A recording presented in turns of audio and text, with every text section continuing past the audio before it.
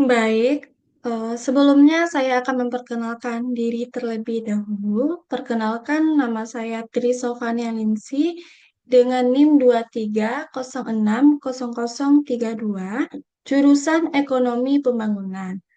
Mata kuliah Ekonometrika 1 dengan dosen pengampu Bapak Dr. Alphonse Satrianto, SE, ME. Baik, di sini saya akan mempresentasikan dan memberikan tutorial mengenai uji asumsi klasik dengan menggunakan aplikasi Evios. Untuk itu, sebelumnya kita harus mempunyai data untuk mengujinya. Dan di sini saya sudah mempunyai data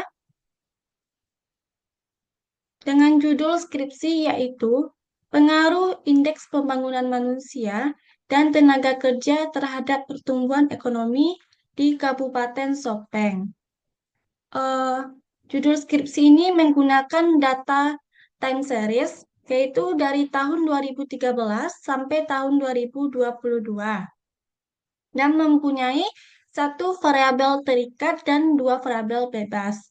Variabel terikatnya yaitu pertumbuhan ekonomi, variabel bebasnya yang pertama yaitu indeks pembangunan manusia, dan variabel bebas yang keduanya yaitu tenaga kerja. Lanjut, untuk model regresi uji asumsi klasik mempunyai empat uji asumsi klasik, yaitu yang pertama uji normalitas, yang kedua uji multikolineritas, yang ketiga uji heteroskedastisitas, dan yang keempat yaitu uji autokorelasi. Untuk menguji keempat ini, kita yang pertama yaitu harus mendownload aplikasi Evios.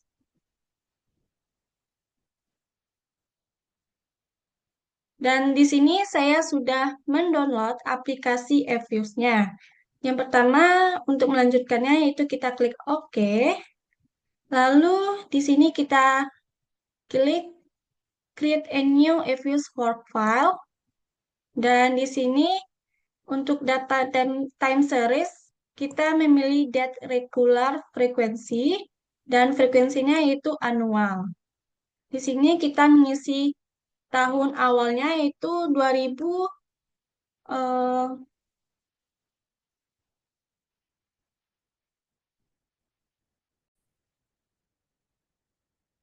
Di sini kita mengisi tahun 2013 dan di akhir tahun yaitu 2022. Lalu kita lanjut klik OK. Dan untuk mengisi eh, datanya, yang pertama kita klik Quick, lalu kita pilih Empty Group. Dan di sini kita harus menyalin data dan menyalin data yang ada di Excel. Di sini data tersebut kita copy, datanya, lalu kita salin di Evios. Kita salin di Evios ini. Dan terlihat outputnya sebagai berikut. Lanjut, selanjutnya kita klik Quick, lalu kita klik Estimate Equation. Untuk mengisi ini, kita pertama harus mengisi variabel terikatnya.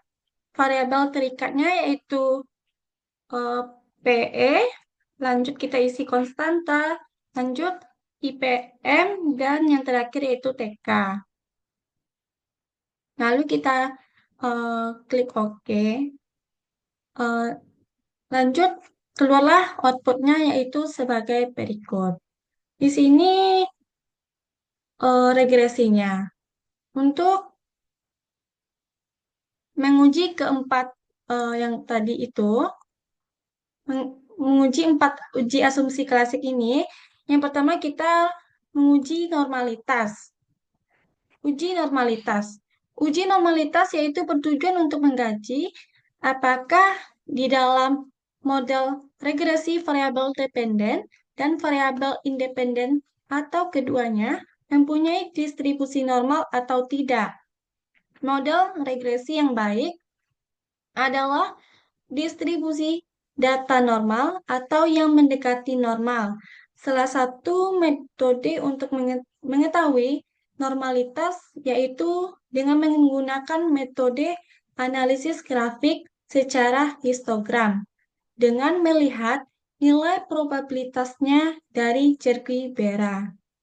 Jika probabilitasnya bernilai lebih besar dari 5%, maka dapat dikatakan bahwa data tersebut berdistribusi normal. Dan sebaliknya, jika probabilitas bernilai kurang dari 5%, maka dikatakan bahwa data tidak berdistribusi normal. Untuk menguji normalitas, Untuk menguji normalitasnya, kita klik View yang pertama, lanjut kita klik Residual Diagnosis, lanjut kita pilih di sini Histogram Normality Test. Dan terlihatlah outputnya sebagai berikut. Pada hasilnya, nilai probabilitas hitung Cergibera sebesar 0,90528, di mana 0,905268 itu lebih besar dari 0,05, sehingga disimpulkan bahwa residual terdistribusi dengan normal, yang artinya asumsi klasik tentang kenormalan terpenuhi. Lanjut, yaitu kita kedua, yaitu menguji multikolineritas. Uji multikolineritas bertujuan untuk menguji apakah variabel regresi ditemukan adanya korelasi antar variabel bebas atau independen. Salah satu cara untuk mengetahui ada tidaknya multikolineritas pada suatu model regresi adalah dengan melihat nilai FIF-nya, yaitu Variance Inflation Factor. Jika nilai FIF-nya kecil dari 10, maka itu tidak terjadi multikoliniaritas. Jika nilai FIF-nya besar dari 10, maka terjadi masalah multikoliniaritas. Untuk mengujinya, multikoliniaritas, kita klik View, lalu kita klik Diagnosis, Coefficient Diagnosis, lalu kita pilih di sini Variance Inflation Factor. Maka keluarlah outputnya yaitu sebagai berikut.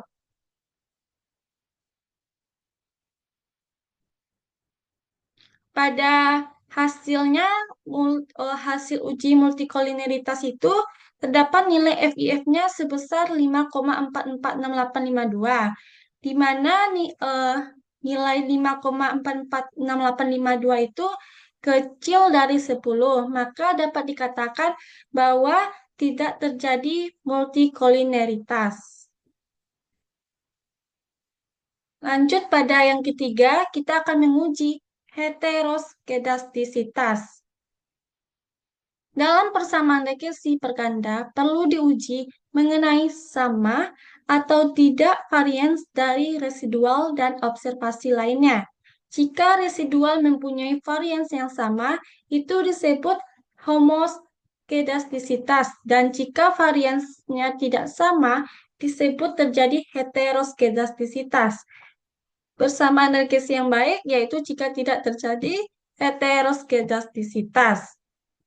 Untuk menguji heteroskedastisitas, yang pertama kita klik View, lalu kita pilih Residual Diagnosis, lanjut kita pilih di sini Heteroskedasticity Test. Dan kita mengujinya yaitu dengan tipe Klexer. Lanjut kita klik OK. Maka keluarlah outputnya yaitu sebagai berikut.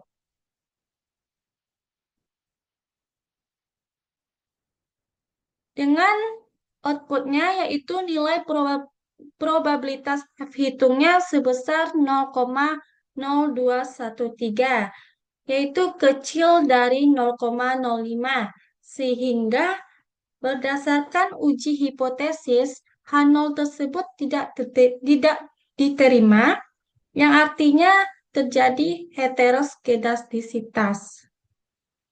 Lanjut yang keempat, yaitu yang terakhir kita akan menguji autokorelasi. Uji ini bertujuan untuk mengetahui apakah ada korelasi antara kesalahan pengganggu pada periode T dengan kesalahan pengganggu pada periode T1 sebelumnya. Autokorelasi terjadi karena observasi yang berurutan sepanjang waktu berkaitan antara satu sama lainnya. Untuk mendeteksi ada atau tidaknya autokorelasi pada penelitian, maka kita menggunakan uji Durbin Watson dengan kriteria itu yang sebagai berikut.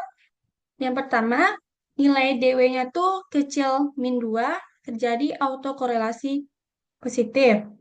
Yang kedua, nilai DW-nya itu berada di antara min 2 atau plus 2, tidak terjadi autokorelasi.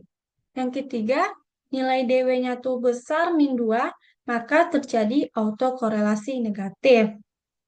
Untuk menguji autokorelasi ini, yang pertama kita langkah pertama kita harus mengklik view, lalu kita klik residual diognitis, lanjut kita pilih di sini serial correlation LM test. Di sini kita klik OK. Maka keluarlah outputnya sebagai berikut. Untuk penjelasannya, dengan dengan hasil output tersebut, nilai probabilitasnya F hitungnya itu sebesar 0,5918. Dapat disebut sebagai nilai probabilitas F hitungnya. Nilai probabilitas F hitungnya itu lebih besar 0,5918 itu lebih besar dari 5% atau 0,05 sehingga berdasarkan uji hipotesis H0 diterima yang berarti itu terjadi autokorelasi. Baik, dari uji autokorelasi ini maka berakhirnya untuk menguji asumsi klasik. Apabila ada kesalahan atau kekurangan, saya memohon maaf dan saya akhiri dengan mengucapkan terima kasih. Selamat siang.